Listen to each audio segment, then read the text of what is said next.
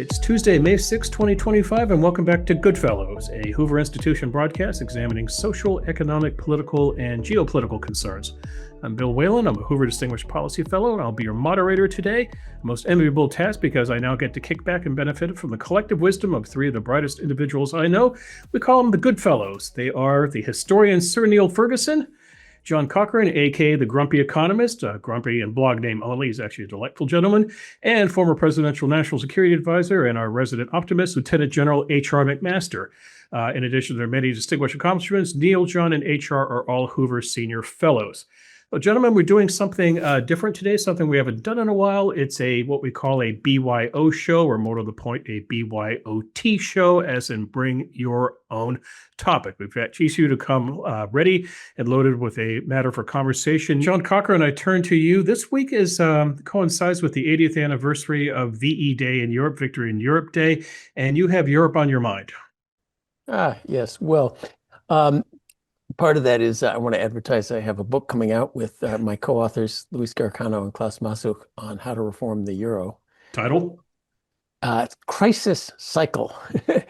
And the theme is that the euro is actually pretty well set up, but then a sequence of crises broke all the rules, and now they need to get the rules going again. So I won't give you a book breakdown. It's just a reason to be on my mind. It's on my mind another reason too. Europe is having an economic reckoning, as well as its foreign policy and military reckoning, which I think HR will talk about, and how does it deal with trade, another reckoning. But from the Mario Draghi report to many other voices, it is recognizing that it stopped growing in 2010.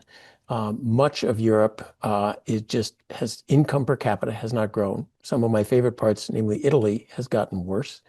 And they can kind of see that Europe produces regulations and the US produces innovation.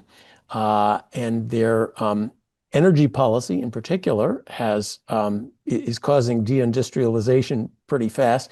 Electricity costs 3 times in Europe what it does even in California, which it's already pretty expensive.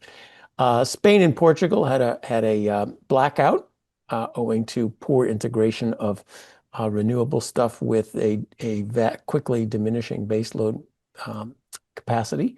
So it's beginning to recognize that it's really shot itself in the foot, and that long-run growth matters, and it doesn't have any long-run growth anymore. So I hope Europe is able to reform itself, but it's hard because Brussels exists to issue regulations, and they didn't go from their Articles of Confederation to their constitution, so it's not very politically accountable.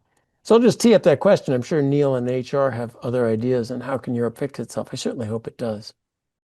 John, I look forward to reading the book, but I'm just thinking as the optimist here, you've got like the crisis in your title. Neil's got the doom book. I think we need to write something a little bit more positive in the future. But I think in a way, John's book is positive, though I haven't yet read it, because many people, if you think back to the founding of the euro, said it was doomed to fail. I remember Marty Feldstein, great Harvard economist, saying it couldn't work. It wasn't an optimal currency area. And that view was quite widely shared. Whereas John's point is, it worked. There is a single currency. Yeah. It survived a succession of crises, of which the worst was the Eurozone crisis that came after the US financial crisis. And I think people have stopped debating whether it lives or dies. It's here to stay. It's a long time since anybody in Europe said to me, oh, we need to get the lira back, or gee, I missed the Deutschmark, or what if we could have some francs again? So I think it is a good news story, and it's important for Americans because the success of the euro does create a meaningful competitor for the dollar. It's no longer the only game in town in terms of international transactions. The volume of euro transactions is pretty large already. And I think that the European Central Bank, after a kind of rocky start, is now regarded as a highly professional central bank with independence, certainly, from the European Commission and the national government. So, John, I guess my question is, do you think of your book as offering fine-tuning to a system that that has basically worked? Or is there still in your mind some existential threat that could resurface? I think it's much like the US existential threat. The euro was, as you point out, remarkably well set up. And I learned that from my co-authors and from studying it. The central problem of a common currency is that governments might say, oh, we'll borrow a lot of money. And then when they get in trouble, they say, ECB, print money and bail us out. And they thought about this very well. That was, I think, one of the central problems that Feldstein was worried about. It was quite well set up with a few little things to be figured out later, because you don't do a lot of writing the prenuptial on the wedding night. And, we'll figure that out later, honey, was a lot of what they did. So some of the little pieces were left for later. Then, of course, a sequence of crises came, and they did break a lot of the rules. So we are now, it was kind of a patchwork, and the ECB has really expanded what it does.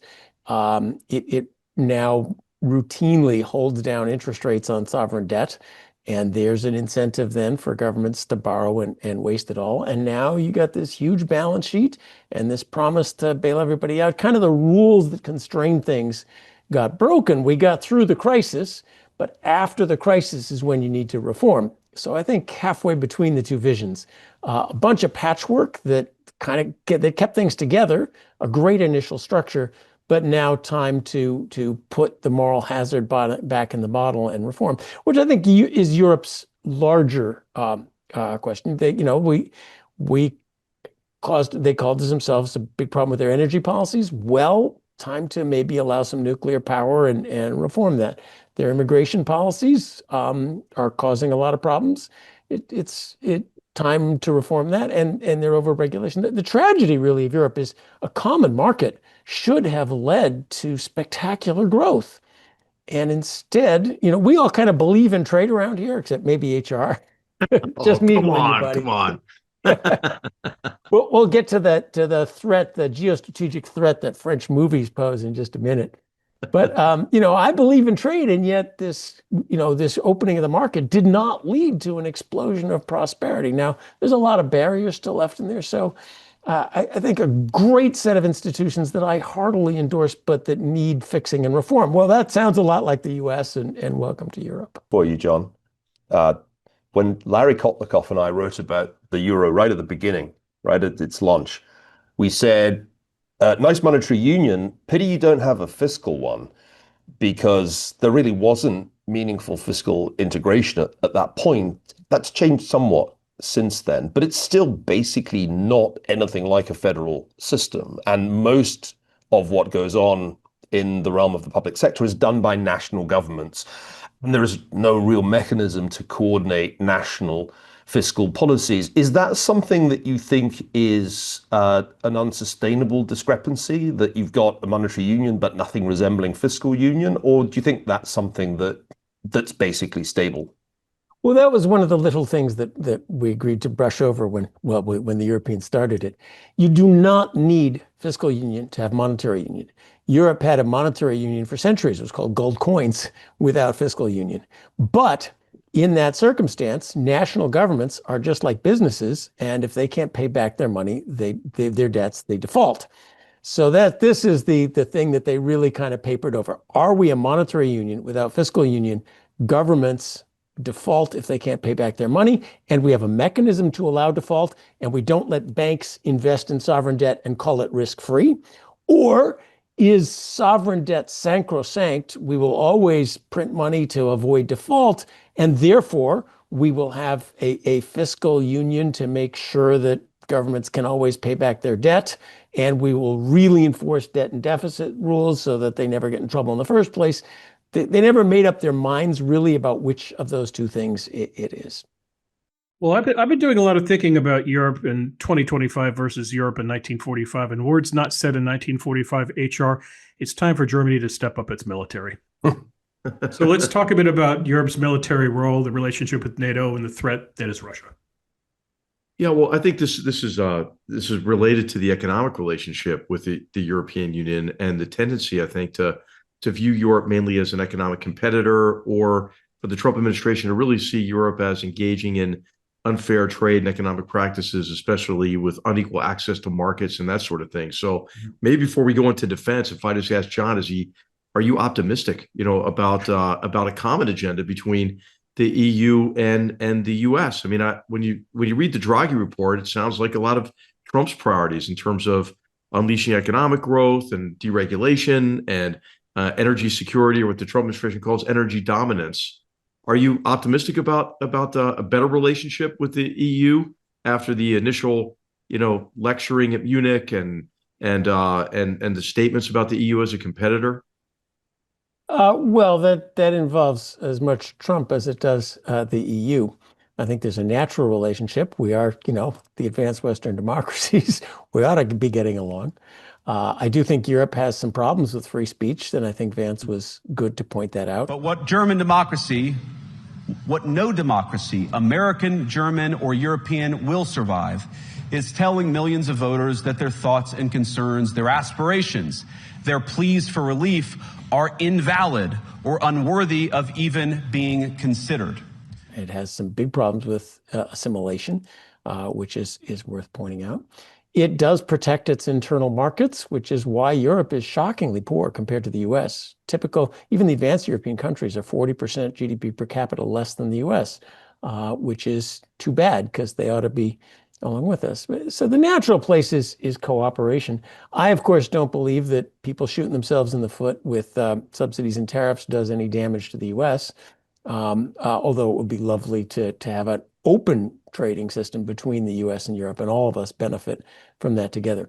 Is that going to come out of either Trump or Europe? I mean, the Draghi report did say all sorts of nice things about, we're overregulated, but it also went into the classic European, some of the classic European solutions. What we need is to borrow lots more money and throw it down what I would call rat holes. Now, that was the Biden approach, but the Trump land, there's a part of Trump land that seems to say we need to borrow more money and throw it down our own rat holes too, which is hopefully not where Europe will go, because they have the same debt problems we do.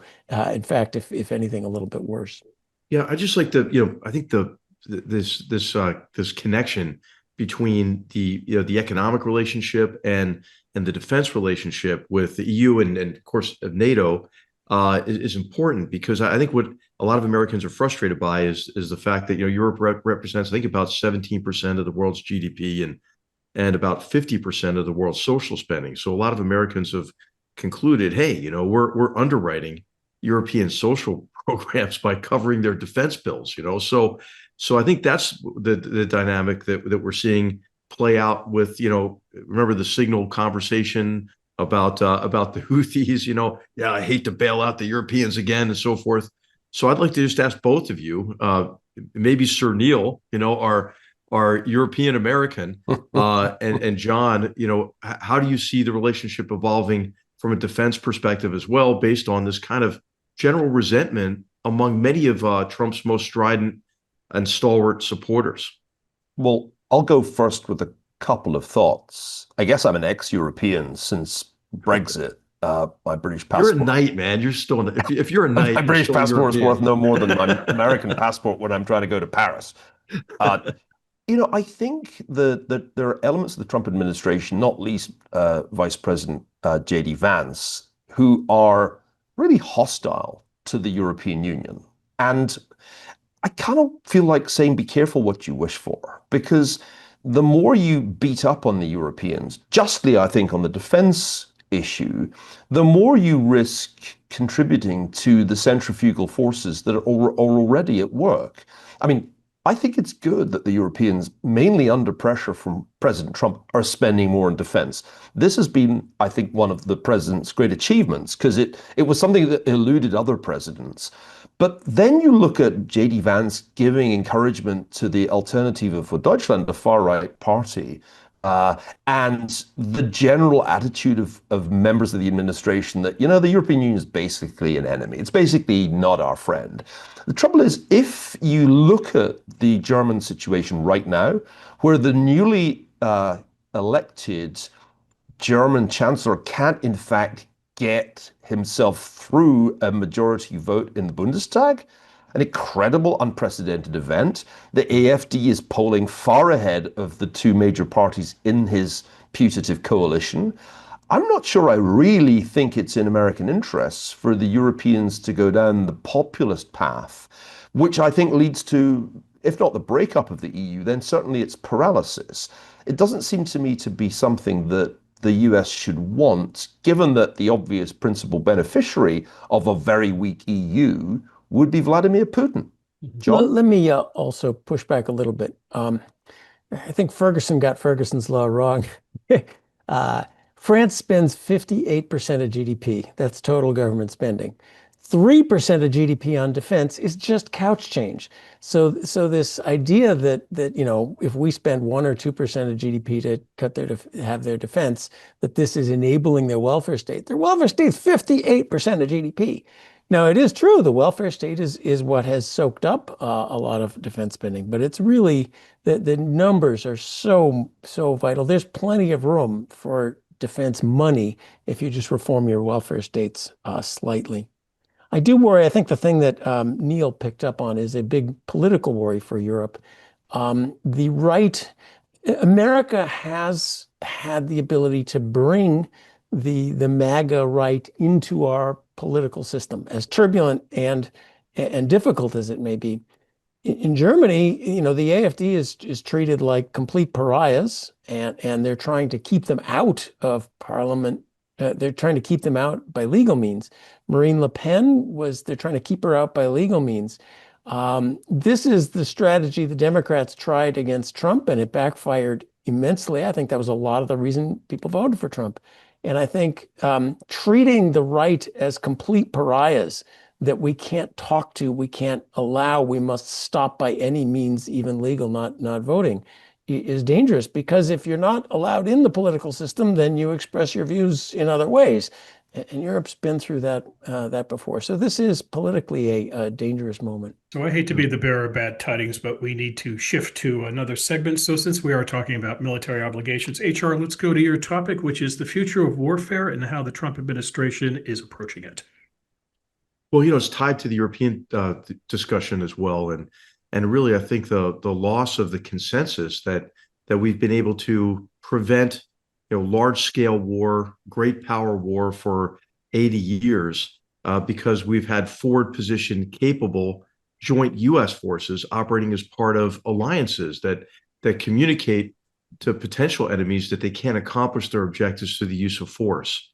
And I think there is this drive toward retrenchment, toward just protection of the homeland, at the shores of the Atlantic and the Pacific, or maybe over the Arctic with the Golden Dome missile defense. And I'm concerned that this will erode deterrence further at a critical moment, for Europe in particular, Europe that is now has now seen the return of large-scale warfare for the first time since World War II in Ukraine. So I'm worried overall about kind of the worldview that is driving retrenchment, the effect that might have on military capabilities, especially forward position forces that are critical for a number of reasons. I would recommend to our viewers to take a look at Chris Cavoli's testimony. This is the Supreme Allied Commander Europe, the European Command Commander, an extraordinary officer who I've mentioned other times on this show. He gave, I think, very compelling testimony to the Senate on April 3rd about the importance of European command. I think paying attention to kind of the other combatant commanders and what they've been saying about efforts to deter conflict, preserve peace, to counter various forms of aggression in their theaters is important as well. I mean, the Pacific Command, of course, is quite busy, coping with heightening Chinese acts of aggression in the South China Sea, vis-a-vis the Philippines and Taiwan. And so, hey, I think the overall point is it's a heck of a lot cheaper to prevent a war than to have to fight one. I would like to see more of that kind of peace through strength philosophy. But when you look at the defense budget and you look at like maybe some of the initiatives within the Department of Defense, I think they indicate this impulse toward retrenchment. I'm for a lot of what Secretary Hexeth is doing. I think refocusing our Department of Defense on its mission, to be prepared to fight and win wars is important and long overdue. Reversing kind of the radical DEI reified philosophies, like women, peace, and security that we're being trying to foist on the U.S. military is important. But what I'm concerned about is this kind of impulse toward retrenchment, potentially cutting of the capacity in some of our armed forces, all I think which are don't have the capacity now to deter or to respond to conflict. So, I'm concerned about it. It's worth watching. It's worth watching the president's budget. Is an opening bid, and to see how that develops. I'm also kind of optimistic about the ability to reform some of the procurement systems and to achieve a higher degree of efficiency in fielding effective weapon systems and equipment, and maybe addressing some of the defense industrial base issues. These are reforms that are long overdue in the Pentagon. But I think some of the people who have been appointed to those positions, like the Deputy Secretary of Defense, Steve Feinberg, are very well equipped to finally make some gains in this area of procurement reform and contracting reform. But hey, what I'd like to do is ask you guys, in terms of the defense budget, defense spending. I think what you see is some of this tension between budget hawks and those who are advocating for peace through strength and addressing the bow wave of deferred modernization and some of the capacity issues in our armed forces. I mean, how do you see that playing out in the administration? And then also maybe a reminder to our viewers about, how really the defense budget isn't the problem, when it comes to deficit spending and the growth of the national debt. HR, I guess the thing that might connect our conversation with John to our conversation with you is the lessons of the war in Ukraine.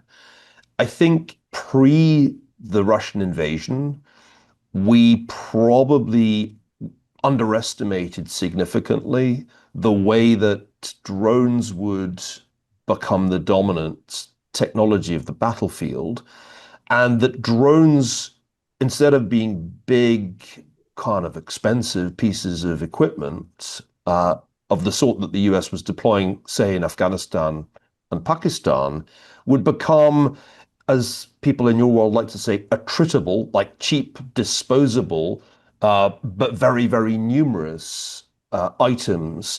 I'd like you to talk a bit about that. There is a kind of school of thought that says the war of the future is basically going to be unmanned weaponry, not only in the air, but under the sea, on the surface of the sea. They were pretty important in the Black Sea theater of the war. You're a tank guy. How do you think about this new technology, and how dramatically does it alter the nature of war itself? Yeah, I really don't think it changes the nature of war, but it certainly has shifted dramatically the character of warfare.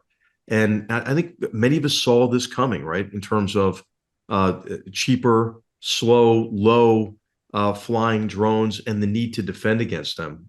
When I had the job of writing, kind of requirements or helping to write requirements for the future Army back in 2015-16, we had an urgent requirement for invigorating our air defenses and to ensure that our air defenses were capable of taking out these low, slow, small drones and swarm drone capabilities as well.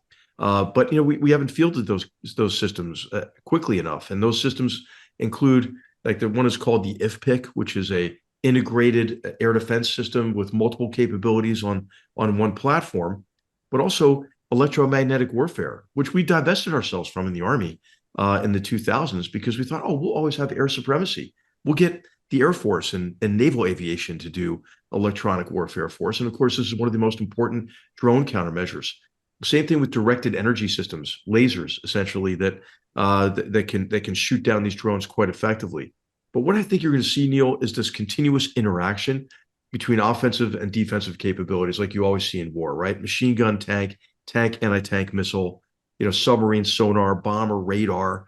And so now you have really this significant drone capability, but tens of thousands of drones are being shot down, destroyed, because they are attritable, but they're manufacturing at massive scale in Ukraine.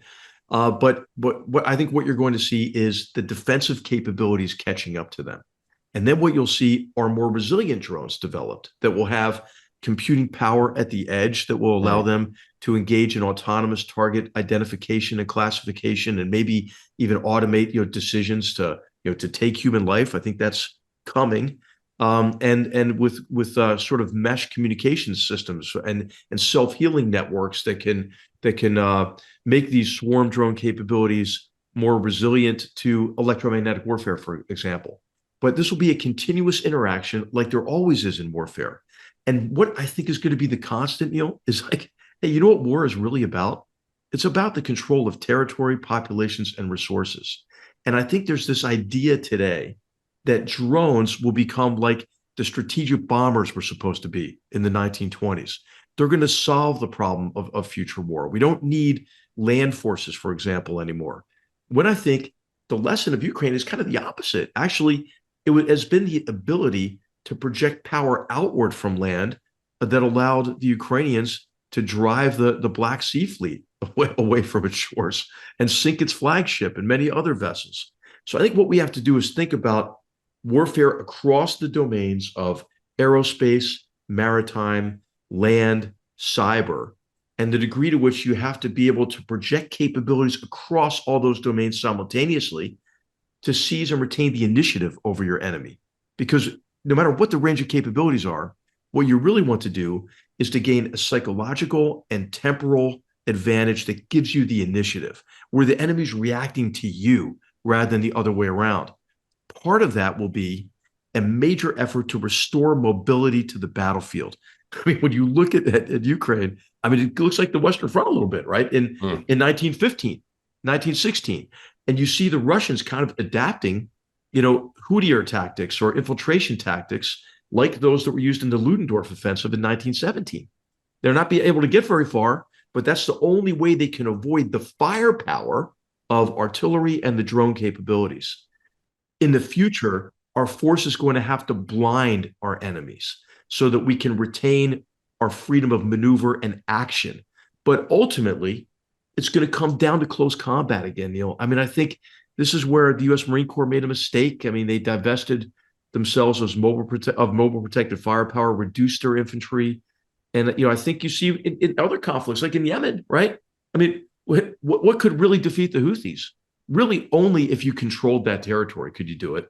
And you just can't do that from the air. So anyway, I think I see big shifts in the character of warfare, certainly. But what I think you're going to do is see some of these countermeasures catch up, and we have to develop a new range of capabilities to restore our freedom of movement and action in combat. So you asked me to chime in on the economics of it, and I will. Even 3% of GDP is not that much money compared to everything else we do. So military budget's what, like 900 billion? Federal budget's 7.5, so it's like 1/8 the federal spending. But federal, state, and local spending in the U.S. is in the 40 to 45% of GDP range. So it's actually small. But I think concentrating on how much you spend is not a good idea. It's, do you get value for your money? You can spend a lot of money on DEI consultants and you've spent money and that doesn't get you any tanks. So getting value for money, I think, is the most prominent thing. And so much of, what goes in the defense budget is veterans affairs and just salaries for people and so forth. You do bring up, so clearly we want to avoid the disasters of the past, which is getting to the war with the wrong weapons, showing up at, World War II with battleships and not aircraft carriers, showing up with tanks that have gasoline engines and blow up, showing up, and then what that means is much quicker cycles of development. I think the P-51 took about a year from idea to flying, and I don't think you can get from idea to requisition form in a year anymore in the U.S. Clearly, the one thing we know, right, is that we're going to show up with all the wrong stuff. And it would be lovely if the wrong stuff didn't cost $10 billion each, if aircraft carriers are completely useless in the next one. But you want to be able to adapt quickly. So I'm curious, you mentioned that a little bit. How can you speed up the cycles of procurement, the learning, and not avoid showing up to the next but the wrong things. For example, at the end of World War II, we kind of decided, well, nukes, you mentioned the solve all your problem thing. The drones are not going to solve all our problem. And that's what we've seen in Ukraine is this quick adaptation. Well, they're shutting them down. We'll have fiber optic drones, they're really good at that. I hope we're sharing technology with them and keeping them on our side. But yeah, so after World War II, nukes will solve all our problem. Korea, no. And that's the thing I want to ask you a little bit about. You give a vision of an all-out war. We're at war, boom, win, seize the initiative, and so forth. But isn't what's likely to happen, say, with China, not an all-out war with China, which is World War III? It's kind of like the end of civilization if that happens. Isn't it more likely to be a slightly hot Cold War, a protracted period in which there are small but limited conflicts because they got nukes and we got nukes? And are we prepared for that? As well as are we prepared for the will? And it's not just the capacity, it's the will to use them. And that does worry me about America. We lasted in Iraq, despite all your wonderful efforts. We kind of lost interest in that in a couple of years. We lost interest in Afghanistan a couple of years. We lost interest in Ukraine in a couple of years. You have to, you paint this picture of a big all-out war, kind of like World War II, but that's not what we're going to have. It's a long, slightly hotter Cold War. Do we have the mechanisms, the adaptability, the will, how are we going to fight that thing? Hey, I think this is a great question, John. And I think what you do is you prepare for the worst case because that's what you want to prevent. But as the historian Conrad Crane has observed, there are two ways to fight: asymmetrically and stupidly. And you hope that your enemy picks stupidly and plays to your strengths, like Saddam Hussein did in the 1991 Gulf War. But what you're seeing are a whole range of asymmetric strategies and capabilities being aimed against us. For example, like the Houthis, in Yemen. And so what you have to do is you have to build a force that can operate across what we used to call the range of combat operations. And so you have to build into that force a pretty high degree of flexibility and adaptability. Our track record in predicting precisely the demands of future war is perfect because it's 0%, right? And so the historian Sir Michael Howard has observed that the key is to not to be so far off the mark that once the demands of that war are revealed to you, that you can't adapt to those demands. And this is why joint force capabilities, combined arms capabilities are extremely important to maintain, and to not buy into these assumptions that, hey, the nature of war has changed fundamentally. We fall into this trap over and over again. I wrote an essay years ago in which I called this the Vampire Fallacy, right? That future war really next time will be fundamentally different from all those that have gone before. It'll be fast, cheap, efficient. It'll be a war that really falls into the realm of certainty rather than uncertainty, and will mainly be able to fight and win the war from standoff range, right? And take essentially the George Costanza approach to war and just leave on a high note after we target a lot of the enemy. Well, of course, what war requires is the consolidation of those gains to get to sustainable political outcomes. War is profoundly human. And so it involves, as you mentioned, the emotions that can unleash, an escalation of the war and a future course of events that you didn't want or that you didn't anticipate at the outset. War is uncertain because of that interactive nature of the conflict. The enemy has a say in the future course of events. And war is, as you mentioned as well, fundamentally a contest of wills. And so if you're to prepare for war, as George Washington said, the most effectual way to prepare to prevent war is to prepare for it, then you have to prepare for the nature of war, right? And that's societal preparations, that's military preparations, and also I think it's preparation in the area of strategic competence, which we have lacked. I mean, I think in many ways the orthodoxy of the revolution in military affairs is quite similar to what you hear of the conventional wisdom today about the effect of artificial intelligence and autonomy in future war. And again, I'm not a Luddite on this, but I think that we have to recognize that there are countermeasures, right? That there are continuities in the nature of war. But that RMA orthodoxy, I wrote an essay about this when I was the National Security Affairs Fellow at the Hoover Institution from 2002 to 2003. If anybody's looking for some beach reading for this summer, you can find it It's called Cracking the Foundation, Defense Transformation and the Underlying Assumption of Dominant Knowledge in Future War. It's a real page turner. So, but I think that we're falling into some of the same traps these days. Sir Neil Ferguson, I turn to you and I want to know what your topic is today. But first, I want to note that John Cochran is doing this show from the University of Austin. And John was informing me of a most interesting characteristic of the University of Austin's landscape. John, would you like to tell us what that is? Yes, as we head into talking about universities, it is fun that I am visiting the University of Austin, which has marble statues of famous people, including our own Sir Neil Ferguson. I must say, a very nice and flattering marble statue. I hope they make them of visitors, because I would love to have one too. I must correct it's you, not John. a nude. Is it a nude, John? It is a bust. A Like mere David, bust. or Sorry, a bust. And I remember saying 3.5 years ago when we founded the University of Austin, higher education reform or bust. I didn't expect to get both. But it is a bust, and as you say, John, not an unflattering one, somewhat in the socialist realist style. But I insisted when it was unveiled that a baseball cap be placed upon it. I hope that cap hasn't been removed, because I think there's always a danger of being seen as somewhat self-important, and I'm always highly resistant to that tendency. So if you could put the baseball cap back on, I'd appreciate it. I will put a baseball cap back on. And of course, I will put in a plug for realistic, figurative oil paintings to go along with marble busts. Well, it's definitely our aesthetic. Now, I must say that the students at the University of Austin are so irreverent that the real signature art form is the cartoon. There's a wonderful series of cartoons being done by one of our talented undergraduates, making rather good fun of us. And I think that's part of what makes this new university so distinctive. There is an atmosphere of fun, irreverence, and a readiness to say what you think and not worry about being cancelled or otherwise punished. And it's in marked contrast, he said, with an effortless segue to the topic du jour, with the culture at the university where I taught for 12 years, Harvard. Harvard is in the sights of President Trump.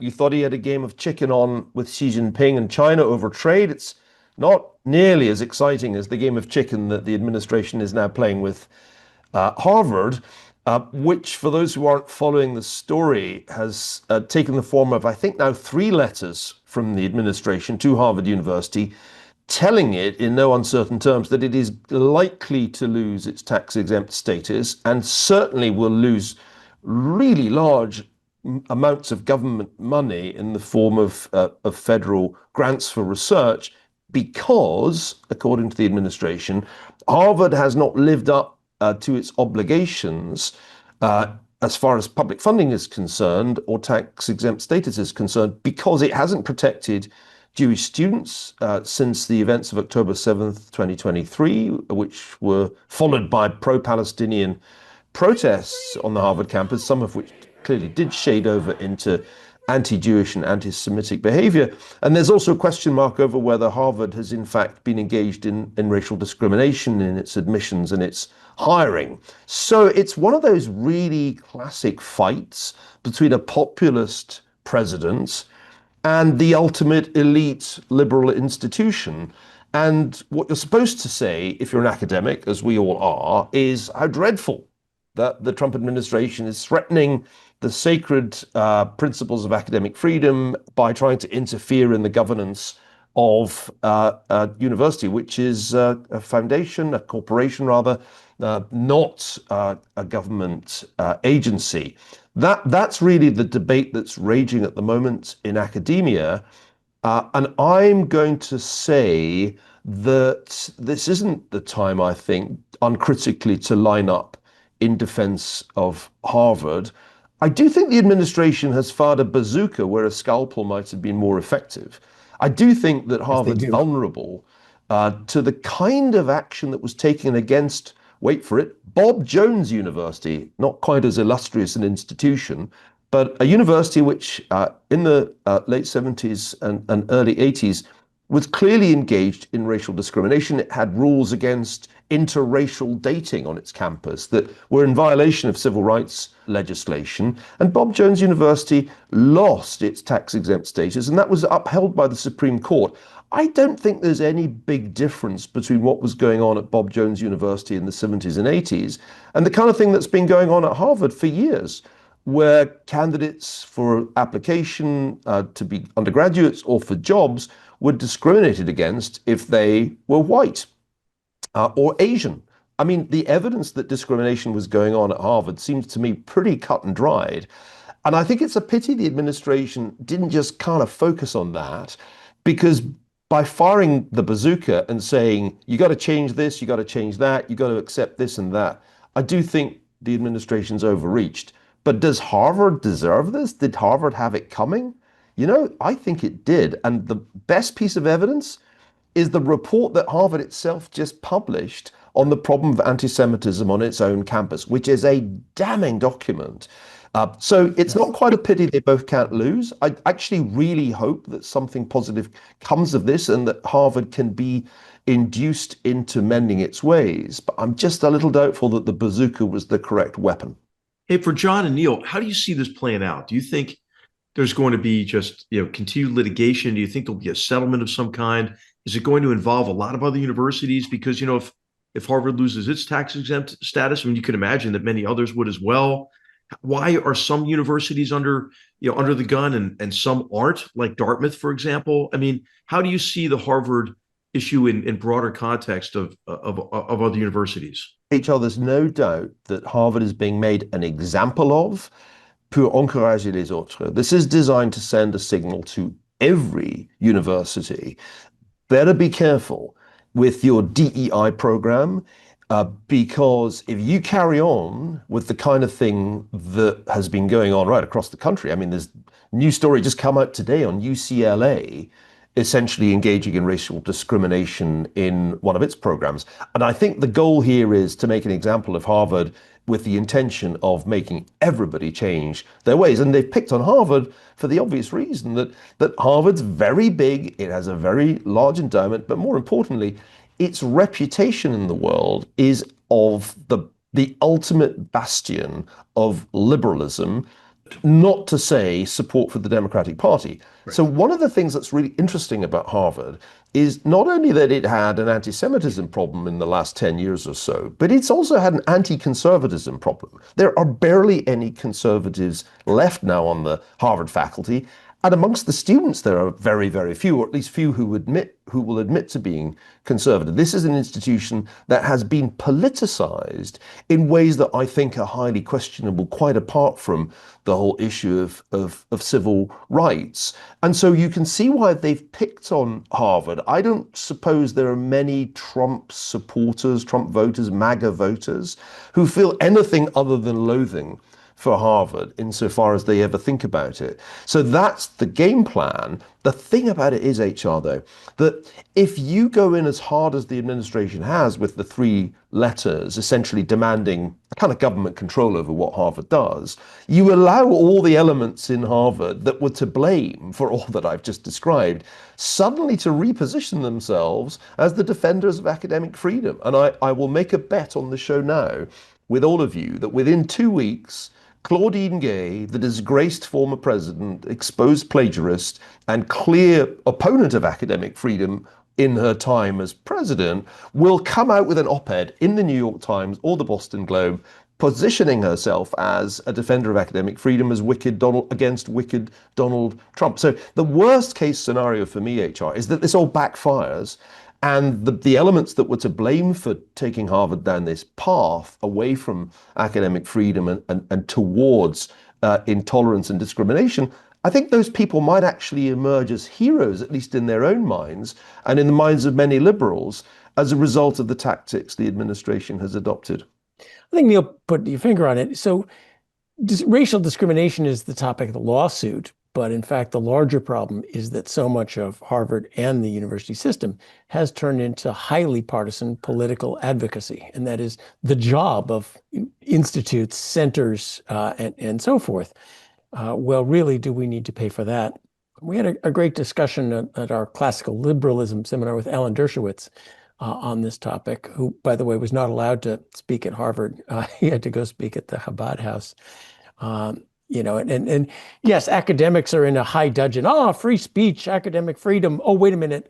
I forgot to close down our microaggressions seminar where I was persecuting some poor people for using the wrong pronouns, and on to free speech. Alan pointed out, there is a history to this. In the 1950s and the post-Brown era, a lot of educational institutions in the South, K through 12 and universities, wanted to use their academic freedom, and we get to decide what we teach, to teach that slaves were perfectly happy in the antebellum South. And of course, the war was the war of Northern aggression, and the federal government said, no, you don't get to do that. And in fact, so I think this is a slippery slope, and each point on the slippery slope is worth thinking about. What you're allowed to do as a private institution that doesn't take government money is much more generous than what you get to take government money for. And that is, I think, one of the central issues. Even there, restaurants are not allowed to discriminate by race, even if you're completely private and take no government money. So you don't get perfect freedom even there. And then there's 15 different kinds of public money that go to universities.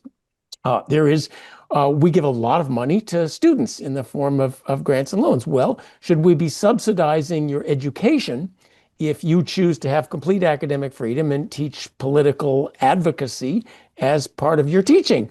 Well, you have the right to do that, as if Hillsdale College, which doesn't take any money, wants to teach, they can teach what they want, but we don't have to pay for it necessarily. We pay for research. Should we be paying for research with hefty overheads when that research has turned into political advocacy for highly partisan courses? Tax exemption is another lever. Universities, they get to borrow at tax-free rates and put it into a hedge fund that they then earn tax almost until recently tax-free on. Well, do you get to be tax exempt? Do you get to have donations from wealthy people be tax exempt? That's another lever. And the appropriate amount of public control over what you do in return for different kinds of subsidy actually is not as clear as just pure academic. So if you want your pure academic freedom, we can enforce, microaggressions if that's what pleases us today, and we can advocate for eliminating all the Jews in the world tomorrow if that's what we want to do, which is kind of like the position of a lot of people in subsidized parts of campus. Okay, but you can't take public. That's a First Amendment thing. Neil, you're a product of British higher education. Is this a uniquely American problem, or is there any parallel to this back in the UK? Well, it's a good question, because Oxford and Cambridge have certainly shown signs of wanting to imitate the Ivy League and to have their own version of DEI. It's just that they don't have the resources of a $50 billion endowment, as Harvard does, to do it at scale. And so you get kind of 10 DEI officers rather than 100. And that slowed down the process. But there are another couple of things that are really important about why it's not so bad at the elite British institutions. One is that they're pretty decentralized. It's not, I think, well understood in the US that the colleges are really quite powerful. It's a kind of confederal structure, especially at Oxford. And that makes it hard for the university to impose a 5-year plan for DEI, especially on the more conservative colleges. Secondly, admissions is meritocratic in a way that would stagger the Harvard admissions office. You basically have to do really well, get really good test scores in what A levels, and there's an exam too, and an interview, which is, guess what, handled by the professors and not by administrators. And I do think that that's actually the most important difference. And one of the things we're doing at the University of Austin is purely meritocratic admissions. Let's see your test scores. That's it. We don't care about your essay in which you claim that you deserve a Nobel Peace Prize. We don't want to read the phony AI-generated CV. We just want to see how you did in your SATs. And that, I think, is at the heart of it all. If you can have academic freedom plus real merit-based, excellence-based decision-making in admissions, in hiring, then the university, I think, can heal itself. But Harvard has a very long, long way to go, as do all the major universities. before they remotely resemble the great universities they once were. Time to move on, but Neil, I have to ask before we leave, what is the ball cap on top of the Neil Ferguson bust? It's not a MAGA hat, is it? It's not, and it wouldn't be. We're very deliberately non-political. Universities shouldn't be political. Right. It shouldn't be a conservative university or a democratic university. I'll send you a Phillies cap. I would even settle for a Red Sox, the nearest thing to a baseball team I ever had. As long as we don't A, take ourselves too seriously, and B, start being political, because I do think that's fatal. Max Weber, the great German sociologist, said there are two different vocations. One is politics and the other is scholarship. And if you start to merge the two, you have violated the academic equivalent of a Hippocratic Oath. So, John, I mean, you'll, I hope, notice in your visit that there's a kind of interesting, eclectic, heterogeneous quality to the students, that there are students who are probably willing to wear a MAGA cap, though I haven't seen any lately. But there are students on the left. There may even be the odd blue-haired student. Look around. But it seems to me that what's really striking about the University of Austin is just the atmosphere in the classroom, which is so much more free and fun than the classrooms at the major universities, that I'm really encouraged. There's definitely a market for academic freedom amongst the Generation Z. We hear a lot of negative things about that generation. What really strikes me is that if you build a university with free speech and academic freedom and meritocracy at its core, then young people love it. And that's so reassuring. If they'd all turned up and started canceling one another, that would have been kind of depressing. But that's not what's happened. All right, gentlemen, time for the lightning round.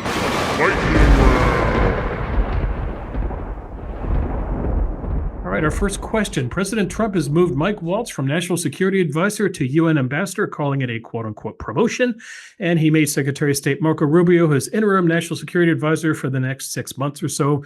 Rubio, also the acting administrator for USAID and acting archivist of the National Archives and Records Administration. HR, you're a former Trump National Security Advisor. Neil, you literally wrote the book and are currently writing another book on the last gentleman to be both Secretary of State and National Security Advisor. I asked the two of you, is this a good idea?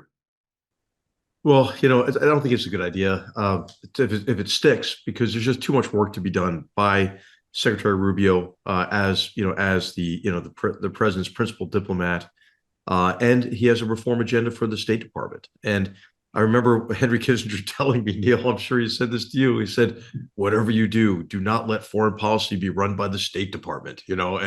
And of course, the National Security Advisor is the person who's best positioned because of the capabilities on the National Security Council staff and the ability to coordinate and integrate across all the departments and agencies to give the president best analysis and to give the president multiple options so the president can determine his own agenda, right? And so I think that it's important, obviously, as well, for the National Security Council staff and the National Security Advisor to help integrate all elements of national power, right? The other departments don't work for the State Department, right? They work for the president.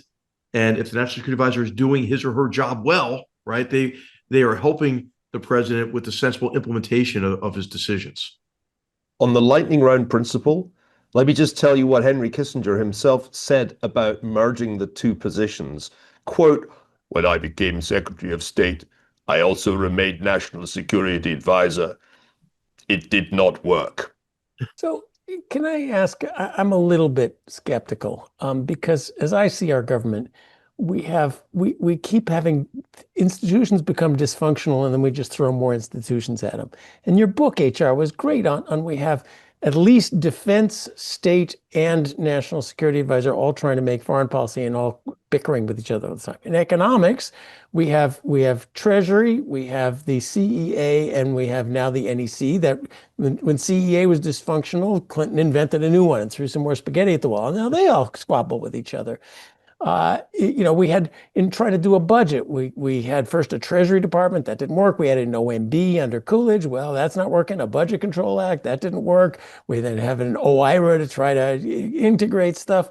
How many different offices of things with overlapping remits do you really want in a White House? Or is it time to just Marie Kondo the whole thing and figure out, a much more sensible structure? Well, this is the argument that Hedrick Smith makes in an old book called The Power Game, about how diffuse government has become. And again, I think what that does, at least in the near term, John, is put a premium on the coordination and integration function of the NEC, the National Economic Council, and the National Security Council. I think what's happened is the president, because from his view, he had a bad experience with the National Security Council staff and his impeachment, and the complaints that generated his impeachment about the Ukraine phone call episode and so forth, that he sees the National Security Council staff as the problem, in it to advance his agenda, when actually it's the best mechanism to help drive his agenda. And there's been an effort really across now 2 Trump administrations to diminish the role of the National Security Council staff. Now, of course, those staffs can be overbearing. They can over centralize decision making, but it's important not to do that, right? It's important for every one of these organizations to understand their role, right? That's when we get into trouble, is when the heads of these organizations, these are the secretaries of some of the major departments, or the National Security Advisor, don't understand his or her role. All right, gentlemen, on the Trump front, we also have news reports that the president wants to have a military parade on June 14th, which is the 250th anniversary of the United States Army. And oh, by the way, is President Trump's 79th birthday. So I ask the 3 of you, good idea, bad idea? I think it's a fine idea, man. I mean, it's okay to have a parade. It's okay to have a parade, right? But and it's the 250th anniversary of the United States Army. What could be a better occasion for a parade than that? But I do think that, I tell the story to war with ourselves. The president, he loves a parade. He loves a show. Like we were in Paris for the end of World War I think it was. No, 100th anniversary of U.S. entry into the war, I think it was. And it was a massive parade. The president loved it. And then he told me, he goes, General, I want a parade like that. And I'll tell you, I was very happy to pass that on to Secretary Mattis to have that be his problem. But HR, what uniform should President Trump wear, since it's customary on such occasions in other countries for the president, even if he's not a military man, to don a uniform? Anything in mind for him? President Macron was just in his suit. I think it's just his suit is fine, and maybe. How about papal vestments? The president's been trying those on, at least with the help of AI. Talk about the height of distastefulness, man. I mean, I can't believe that, really. I mean, geez, crazy. Just putting definition of megalomania, is that what goes next to that? I'm waiting for the equivalent in a field marshal's uniform. So yeah, Latin American presidents do this, and Russians had those big hats always, and lots and lots of medals. I'm all for a military parade, especially with lots of airplanes, to celebrate the U.S. Army. I was kind of shocked at how little celebration there was of the 200th anniversary of Lexington and Concord, which occurred just a little bit. There's a good one in Lexington, where my daughter now lives, but there wasn't one in Palo Alto. If you want to read, this book is fantastic. The British Are Coming, Rick Atkinson's. And now I'm getting into his 2nd volume, which just came out. It's going to be a trilogy of the Revolution. Damn good. So good. The people in Lexington reenacted this thing at 5:00 in the morning, the historically accurate time, which I thought was really good. But in Palo Alto, nobody even knew about this. So that remembering that sort of thing is worthwhile. But we are a country that very much values the separation of civilian control from the army. So I'm nervous now. Does having a politician at the head of the parade remind us that the army, that the military is subject to civilian command? If so, okay, but wear a suit, no funny hats and medals. Or is it dangerous to send symbolism of too much military and political together? So I don't know how to do symbolism of parades, but I'm happy to have one so long as it's clear what our symbolism is. All right, new item. The Oracle of Omaha, Warren Buffett, is stepping down as CEO of Berkshire Hathaway a few months shy of his 95th birthday, though he'll stay on as chairman of the board. John and Neil, very quickly, your thoughts on Buffett and the legacy of value investing. You go first, John. Oh, okay. And you don't get to ask questions to just 2 of us. If HR wants to say something, he gets to. That's okay. That's okay. I'm still I'm still pretty far away from my degree in economics that I'm getting from you guys. Buffett was remarkable for both skill and luck. And let's remember, if you pick the winner at the end of the race, you're also likely to pick a guy with luck. He was ahead of the game. So value investing was considered carefully academically, and it does actually work. It's now called a factor. But he was way ahead of the academics on recognizing that. Also, quality factors and all the things he looks for in a company. He got a couple of lucky breaks, buying Apple at the right time, buying BYD. I just learned that he made a lot of money on the Chinese car company, which is about inevitably going to clean America's clock. They can make stuff that at prices we can't even get on. So there was some luck. There was some deep knowledge. And of course, he buys for the long run. His preferred holding period is infinity. And that's an important lesson for American investors. You buy stocks for the dividends, not for short-term price appreciation. He also invented a very interesting structure. Berkshire Hathaway is a company. It's not a mutual fund, and it pays taxes seemingly needlessly on its dividends, but then it just reinvests it all and lets you take it out when you want to and pay capital gains taxes on it. So he invented a very interesting structure, and it's interesting that nobody else has copied that structure. So that one's quite unique.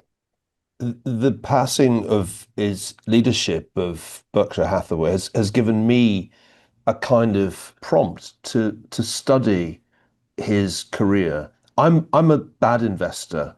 I'm almost like the opposite of Warren Buffett. I get the timing wrong. I don't have good luck. I really suck at this. And so this is a great moment. I was discussing it with Bill Ackman just the other night to actually sit down and study Buffett's record.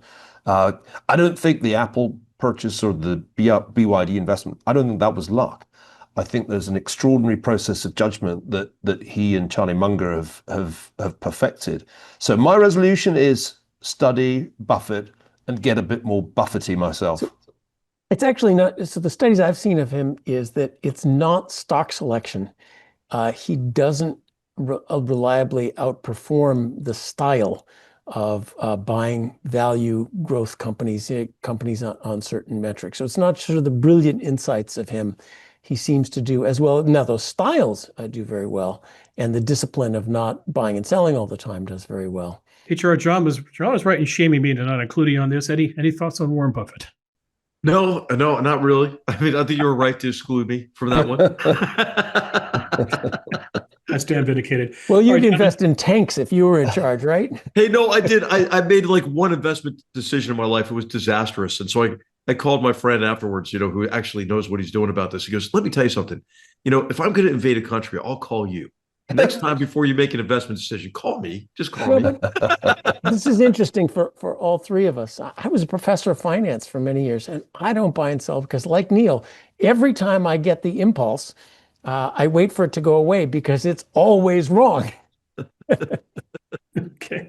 All right, gentlemen, final topic, Mother's Day. This is a sore subject for me. My mother passed away in my second year in college. She was only 45 years old, and that was 45 years ago. So each May I think about her, I miss her, and I become very melancholy at the thought of how much she missed out on life, not seeing her children reach maturity or whatever I reached, not seeing grandchildren, great-grandchildren, and so forth. So I turn to the three of you for a more optimistic note here. HR, why don't you start and either talk about the mother who brought you into the world or the remarkable woman with whom you have raised children? Who, by the way, fed me a very nice steak the other night. So my mom was a fantastic human being, So I've got this whole thing on my to remind me of her. Only the best moms get promoted to Mimi. Her name was Mimi. My friends called her the Memes. She was a force of nature. She taught public school in Philadelphia, was charismatic. Her students tested out top in the city, even though they were from the most disadvantaged neighborhoods. She instilled in me kind of intellectual curiosity and a desire to learn from history and to serve. And she was fantastic. And just Neil will appreciate this. I tell the story in A Word with Ourselves. I was hosting Henry Kissinger for the first time in my office since my books had arrived. He had visited a couple times previously, but now my books were arrived and they were in my office. And I pulled down the White House years and asked him to sign it. And when I opened it up, there was a note from my mom who had given me the book in the early 1990s. And then it dawned on me, it was the anniversary of my mother's death, also in May. And so I told Henry Kissinger about my mom. He told me about his mother, an extraordinary woman as well, and we shared a nice moment there. And I think about her all the time. I'm grateful that my daughters got to know her and love her and are still inspired by her. But she was just a fantastic woman, a great role model. John? I want to celebrate three. My mother was also a force of nature, just an amazing woman. Married this crazy historian, taught herself French and Italian as they wandered around Europe, and then really encouraged us to develop our own interests and follow. And when she died, hundreds of people came to the funeral because she was such so kept her intellectual and personal life going so well. My wife, who brought up our four kids, and reminds me there's something that women can do uniquely that none of us will ever experience or really understand, bringing new life into the world. Her curse has been she knows how to run everybody's life if they would only listen to her, but she's right. And my daughter, Sally, who just gave birth to our second grandchild. So I was just out watching this wonderful process, who has also taken on the responsibilities of motherhood in ways I could never imagine that my own children would be able to do. So way to go. And wonderful to see that new life being brought into the world again. Okay. So Neil, I turn to you. I know part of moving to the UK for you is to be closer to your mother. A very, very large part. My mother's still alive and very much with it at 87. It's impossible to overstate how much I owe her. And of course, my late father. She was also a teacher, a physics teacher, in a different era. In our time, someone like my mum would have had many more career options than to be a teacher. She had a first-class degree from Glasgow University. But we were the beneficiaries of her being a teacher, not a career woman. My sister and I couldn't have had a better start in life than the one my mum gave us, because of her attention, her encouragement, and also the subtle and very Scottish pressure. When I was very young, I came home from school filled with pride because I had come second in the class. They used to rank kids even at a very early age in those olden days. And I said, "Mum, Dad, great news. I came second in the class." And my mother's comment was, "Who was first?" And I think that's great parenting, because I never came second again. Thanks, Mum. And she was at your investor, correct? She was indeed. And that meant a lot to her. And indeed, I mean, I joke a little bit about the absurdity of being knighted, but it meant an immense amount to her. And it's prompted me to add a thought to our show today. We haven't mentioned it, but it's the 80th anniversary of victory in Europe this week. And my mother's one of that generation who were kids in World War II. And what's really important, and where I'm lucky, is that I've been able to get my mother through her long life to communicate some of the lessons of her life to my children. The key thing about mothers is that as grandmothers, they are like this vital connective tissue between the generations. And so one reason for going back was not just for me to be close to my mother, now that she's quite elderly, but also for our sons, Ayan and my sons, to get to know her and learn from her in a way that they just couldn't if it was just a case of occasional vacations. So yeah, Mother's Day and Grandmother's Day. It's a really, really important thing. Mm-hmm. Well, HR, we got away from doom and crisis, and we actually ended on a very nice sentimental note. Wipe away the tears if you can. Gentlemen, thanks for a great conversation, gentlemen. We will be back very soon with a new episode of GoodFellows. Our guest will be former Wisconsin Congressman Mike Gallagher, so I suspect we're going to be talking a lot about China and national security. If you worry about missing these shows, there's an easy way to avoid that. Subscribe to us on your podcast network on YouTube. Also, go to the Hoover website, hoover.org, and sign up for the Hoover Daily Report, which comes to your inbox weekdays. It means every time that Neil, John, and HR are on the news, Hoover reports on it for you. Our three good fellows also are quite active on social media. They have X feeds, so follow those too. On behalf of the good fellows, Sir Neil Ferguson, HR McMaster, and John Cochran, thanks for joining us today. We hope you enjoyed the show, and we will see you soon. Till then, take care. So long. If you enjoyed this show and are interested in watching more content featuring HR McMaster, watch Battlegrounds, also available at hoover.org.